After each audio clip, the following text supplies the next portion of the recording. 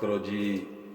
आप जी दे दास गुरमीत सिंह संधू वालों दोवें हाथ जोड़ के बड़ी शरधा भावना नाल फुलाओ फतेह जी। वाहिगुरू जी का खालसा, वाहिगुरू जी की फतेह। अज दा श्लोक है जो कि सतगुरु गुरु तेग बहादुर महाराज जी ने उचारण किया है। यह है 37वां श्लोक 37। अज आप इस श्लोक थोड़ी ब्रीफली कथा करांगे क्योंकि साडे बहुत ही माननीय आदरयोग मेरे प्यारे अजीज जिहड़े कि सरदार सुखविंदर सिंह जी खालसा ਅਤੇ बीबी तरन कौर जी खालसा, उन्होंने हुक्म किया है कि बेगमपुरा शहर को नाओ दुख अंदो नहीं तैठाओ। इस शब्द की भी ब्रीफली अर्थ किए जान। तकरीबन असी 15-16 मिनट में समाप्ति करांगे। आओ पहले आप इसका श्लोक का पाठ श्रवण करो जी। मन माया में रम रयो निकसित नहे न मीत।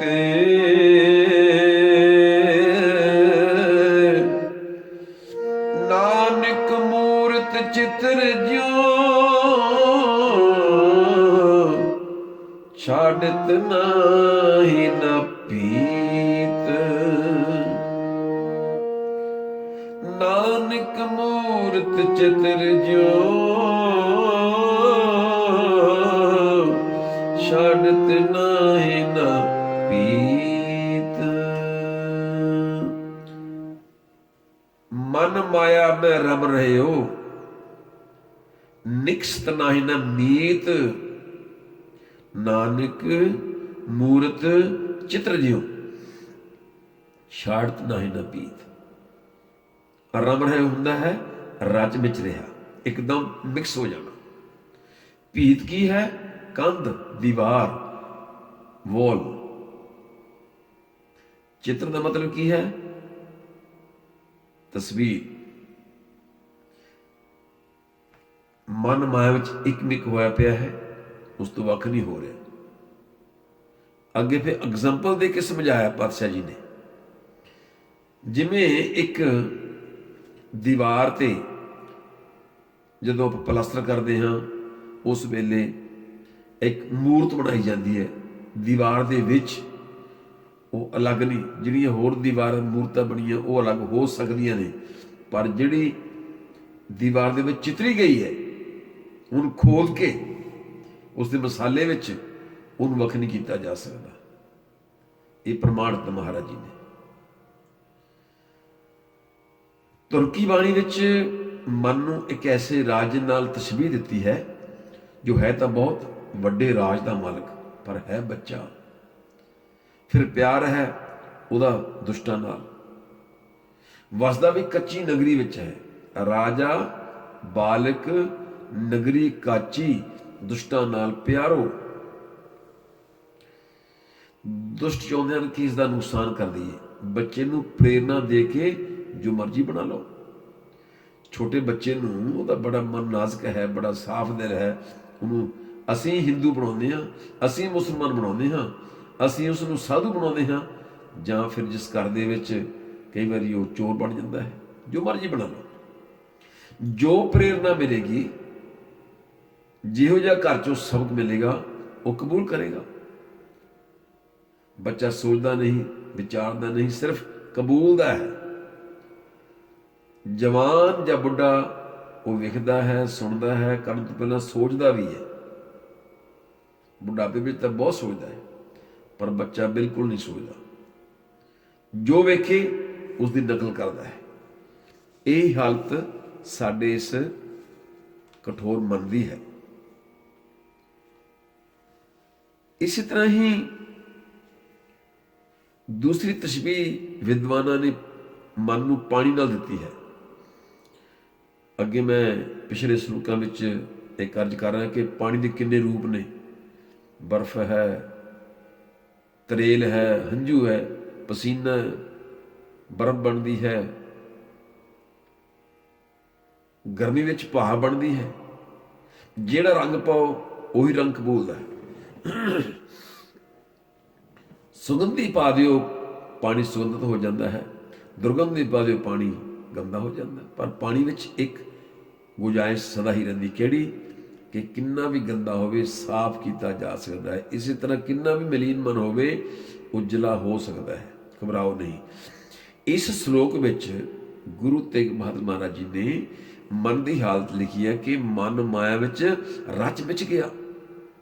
ਜਿਵੇਂ ਕਿ ਦੀਵਾਰ ਵਿੱਚ ਮੂਰਤੀ ਚਿੱਤਰੀ ਹੋਈ ਹੈ, ਉਸ ਮੂਰਤੀ ਨੂੰ ਦੀਵਾਰ ਤੋਂ ਅਲੱਗਾ ਕਿਵੇਂ ਕਰੋਗੇ? ਉਹ ਤਾਂ ਦੀਵਾਰ ਵਿੱਚ ਹੀ ਬਣਾਈ ਗਈ ਹੈ। ਸੋ ਅਗਰ ਮੂਰਤੀ ਚੰਗੀ ਹੋਵੇ, ਦੀਵਾਰ ਵੀ ਚੰਗੀ ਹੋਵੇ, ਫਿਰ ਵੱਖਣ ਦੀ ਲੋੜ ਵੀ ਕੀ ਹੈ? ਉਹ ਦੀਵਾਰ ਦਾ ਸ਼ਿੰਗਾਰ ਹੈ। ਅਗਰ ਬੁਰੀ ਹੋਵੇ, ਚੰਗੀ ਨਾ ਲੱਗੇ, ਫਿਰ ਉਹਦਾ ਢੰਗ ਕੀ ਹੈ ਜੀ? ਉਹ ਵਕਤ ਕੀਤਾ ਨਹੀਂ ਜਾ ਸਕਦਾ। ਫਿਰ ਦੀਵਾਰ ਹੀ ਢੋਣੀ ਪਵੇਗੀ। ਦੀਵਾਰ ਢਹਿ ਗਈ, ਮੂਰਤੀ ਵੀ ਗਈ। ਇਹ ਸਾਨੂੰ ਪ੍ਰਮਾਣਿਤ ਮਹਾਰਾਜ ਨੇ ਸਮਝਾਇਆ। ਅਗਰ ਨਾਮ ਦੀ ਦੀਵਾਰ ਵਿੱਚ ਮਨ ਜੁੜਿਆ ਹੈ ਤਾਂ ਫਿਰ ਬੜਾ ਸੁੰਦਰ ਲੱਗੇਗਾ। ਅਲੱਗਾ ਕਰਨ ਦਾ ਸਵਾਲ ਹੀ ਪੈਦਾ ਨਹੀਂ ਹੁੰਦਾ। ਅਗਰ ਮਾਇਆ ਦੀ ਦੀਵਾਰ ਵਿੱਚ ਹੈ ਤਾਂ ਦੀਵਾਰ ਹੀ ਗਿਰਾਉਣੀ ਪਵੇਗੀ।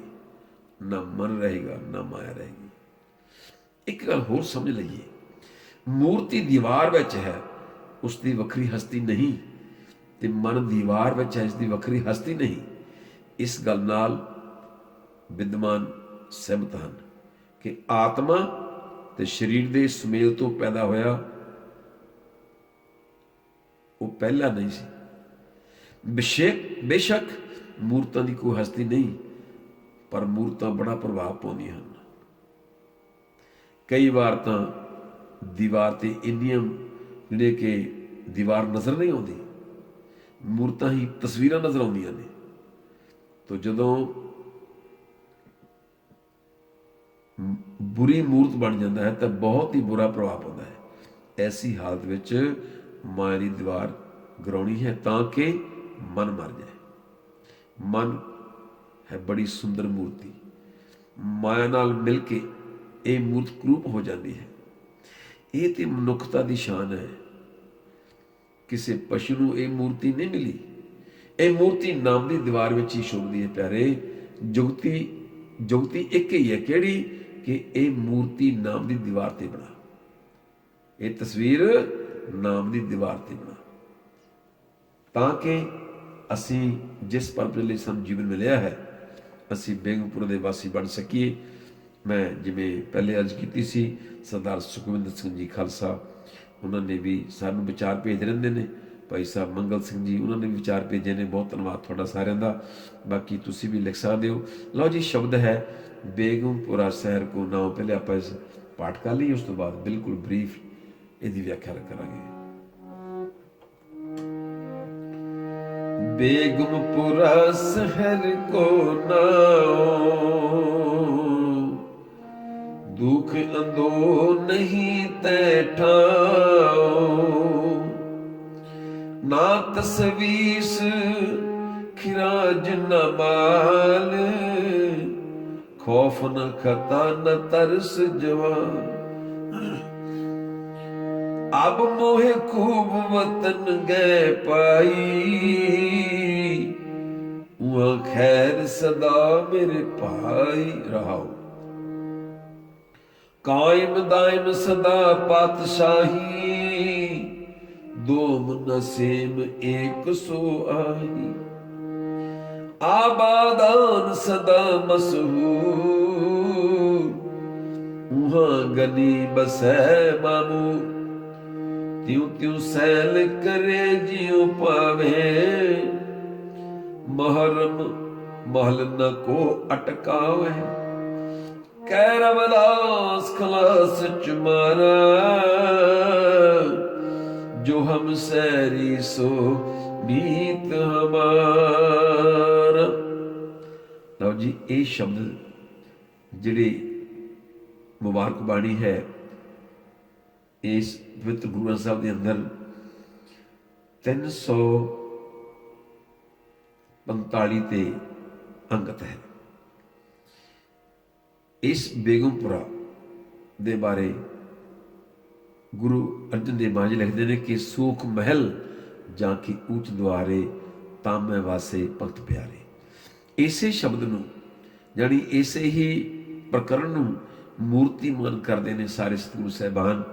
ਜਿਵੇਂ ਅਬ ਤੋਂ ਜਾਏ ਚੜੇ ਸਿੰਘਾਸਨ, ਕਬੀਰ ਸਾਹਿਬ ਜੀ ਫਰਮਾਉਂਦੇ ਹਨ, ਅਬ ਤੋਂ ਜਾਏ ਚੜੇ ਸਿੰਘਾਸਨ ਮਿਲੇ ਹੈ ਸੰਗ ਪਾਣੀ, ਰਾਮ ਕਬੀਰਾ ਏਕ ਪਾਏ ਹੈ ਕੋਈ ਨਾ ਸਕੇ ਪਛਾਣੀ। ਉਹਨੂੰ ਸੱਚਖੰਡ ਵੀ ਆਖਿਆ, ਇਹ ਉਸੇ ਦੀ ਗੱਲ ਹੈ। ਕਈ ਖੁਦਗਰਜ਼ ਸਿਆਸਤਦਾਨ ਅਤੇ ਗਿਆਨੀ ਪ੍ਰਚਾਰ ਕਰਦੇ ਨੇ ਕਿ ਉਹਨਾਂ ਨੇ ਆਪਣੀ ਬਾਣੀ ਵਿੱਚ ਬੇਗਮਪੁਰਾ ਸ਼ਹਿਰ ਕੋ ਨਾਮ ਦੁਆਰਾ, ਇਹਦੇ ਦੁਆਰਾ ਭਾਰਤ ਵਿੱਚ ਸਮਾਜਵਾਦ ਦੀ ਜੋ ਹਕੂਮਤ ਦੀ ਕਲਪਨਾ ਕੀਤੀ ਸੀ ਨਾ, ਜਿਸ ਹਕੂਮਤ ਵਿੱਚ ਕਿਸੇ ਨੂੰ ਕੋਈ ਦੁੱਖ ਤਕਲੀਫ ਅਤੇ ਗਮ ਨਾ ਹੋਵੇ ਤੇ ਨਾ ਸਮਝੀ ਅਗਿਆਨਤਾ ਕਾਰਨ ਗੁਰੂ ਦਾਸ ਜੀ ਦੇ ਰਸਵਾਦ ਦੇ ਗੁੱਝੇ ਭੇਦਾਂ ਬਾਰੇ ਮਨਮੁਖ ਨਿਗੁਰੇ ਲੋਕ ਖਿਆਲੀ ਕੋੜੇ ਦੜਾਉਂਦੇ ਹਨ। ਚਲੋ ਜੀ, ਇਹ ਜੇ ਜੋ ਕਨਸੈਪਟ ਹੈ, ਇਹ ਜੇ ਸੰਸਾਰ ਦੀ ਪੱਧਰ ਤੇ ਵੀ ਮਤਲਬ ਲਾਗੂ ਹੋ ਜਾਏ ਫਿਰ ਤੇ ਸਵਰਗ ਹੈ। ਤੇ ਇਹਦੇ ਵਿੱਚ ਮਹਾਰਾਜ ਜੀ ਫਰਮਾਉਂਦੇ ਹਨ, ਪਿਆਰੇ ਨਾ ਤਸਵੀਰ ਖਰਾਜ ਨਾ ਮਾਲ। ਜਿੱਥੇ ਉਸ ਦੇਸ਼ ਦੀ ਗੱਲ ਕਰਦੇ ਹਾਂ, ਉਸ ਬੇਗਮਪੁਰੇ ਦੀ ਜਿਸ ਵਿੱਚ ਕਿਸੇ ਵਸਤੂ ਉੱਤੇ ਕੋਈ ਟੈਕਸ ਨਹੀਂ ਲੱਗਦਾ, ਨਾ ਹੀ ਅਪਰਾਧ, ਨਾ ਗਿਰਾਵਟ, ਨਾ ਖਤਰਾ ਹੈ।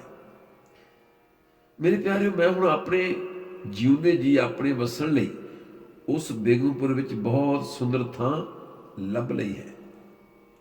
ਸ਼ਾਇਦ ਇਸੇ ਕਰਕੇ ਹੀ ਉਹਨਾਂ ਦੇ ਸਮਕਾਲੀ ਧੰਨ ਬਾਬਾ ਜੀ ਗੁਰੂ ਕਬੀਰ ਸਮਰ ਕਹਿੰਦੇ ਨੇ ਕਿ ਜਿਸ ਮਰਨ ਦੇ ਜਗ ਡਰੇ ਮੇਰੇ ਮਨ ਆਨੰਦ, ਮਰਨੇ ਹੀ ਤੇ ਪਾਈਏ ਪੂਰਨ ਪਰਮਾਨੰਦ। ਕਿਉਂਕਿ ਮਰ ਕੇ ਉਸ ਬੇਗਮਪੁਰ 'ਚ ਜਾ ਵਸਣਾ ਹੈ ਸਾਡੀ ਆਤਮਾ ਨੇ, ਇਸ ਕਰਕੇ ਖੁਸ਼ੀ ਹੈ। ਤਾਂ ਹੀ ਕਹਿੰਦੇ ਕਿ ਉਹਨਾਂ ਨੂੰ ਰੋਵੋ, ਸੰਤ ਮੂਹੇ ਕਿਆ ਰੋਈਏ। ਮੈਂ ਪੰਕਤੀ ਯਾਦ ਕਰਦਾ ਸੀ, ਸੰਤ ਮੂਹੇ ਕਿਆ ਰੋਈਏ ਜੋ ਆਪਣੇ ਗ੍ਰਹਿ ਜਾਏ। ਉਹ ਆਪਣੇ ਘਰ ਜਾਂਦੇ ਨੇ।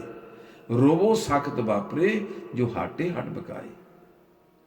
ਸੋ ਆਪਾਂ ਵੀ ਬੇਗਮਪੁਰ ਦੇ ਵਾਸੀ ਬਣਨਾ ਹੈ। ਉਹ ਸਦਾ ਆਨੰਦ ਹੀ ਆਨੰਦ ਹੈ। ਆਨੰਦ ਦੇ ਮੁਕਾਬਲੇ ਤੇ ਕੋਈ ਹੋਰ ਸ਼ਬਦ ਹੈ ਨਹੀਂ। ਬਾਕੀ ਦੇ ਸ਼ਬਦ ਦੋ ਦੋ ਨੇ, ਸੱਚ ਹੈ, ਝੂਠ ਹੈ, ਰਾਤ ਹੈ, ਦਿਨ ਹੈ, ਦੁੱਖ ਹੈ, ਸੁੱਖ ਹੈ। ਲੇਕਿਨ ਇਸ ਤਰ੍ਹਾਂ ਆਨੰਦ ਦੇ ਮੁਕਾਬਲੇ ਤੇ ਕੋਈ ਸ਼ਬਦ ਹੈ ਹੀ ਨਹੀਂ। ਆਨੰਦ ਆਨੰਦ ਹੀ ਹੈ, ਸਦਾ ਕਾਇਮ ਹੈ।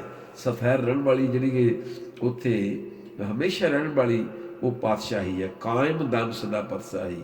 ਉੱਥੇ ਵਸਣ ਵਾਲੇ ਸਾਰੇ ਸਮਾਨ ਹਨ, ਕੋਈ ਦੂਜਾ ਤੀਜਾ ਦਰਜਾ ਨਹੀਂ, ਹੈ ਹੀ ਨਹੀਂ।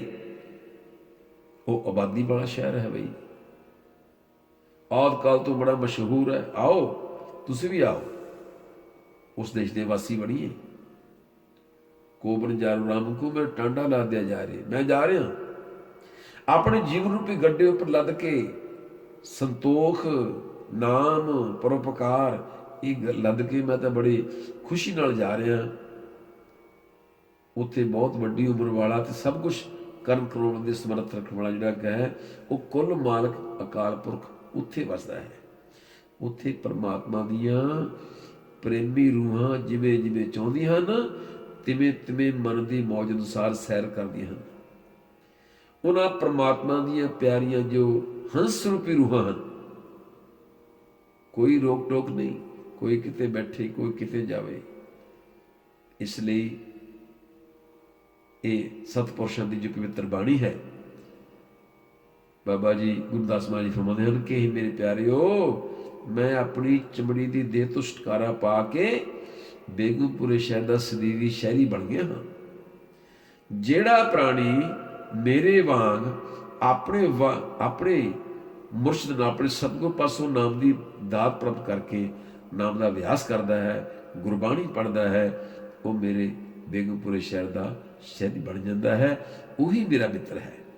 ਅਸੀਂ ਕਈ ਵਾਰ ਸੋਚਦੇ ਹਾਂ ਕਿ ਉਹ ਸਾਡੇ ਗੁਰੂ, ਸਾਡੇ ਨਹੀਂ। ਇਹ ਇੱਕ ਸਾਡੇ ਗੁਰੂ, ਇੱਕ ਸਿੱਖਾਂ ਦੇ ਗੁਰੂ, ਇੱਦਾਂ ਕਹਿ ਕੇ ਅਸੀਂ ਗੁਰੂ ਨੂੰ ਛੋਟਾ ਕਰਦੇ ਹਾਂ। ਉਹ ਤਾਂ ਵਿਸ਼ਵ ਦੇ ਮਾਲਕ ਆ। ਇਸ ਕਰਕੇ ਅਸੀਂ ਉਹਦੇ ਹੋਣਾ।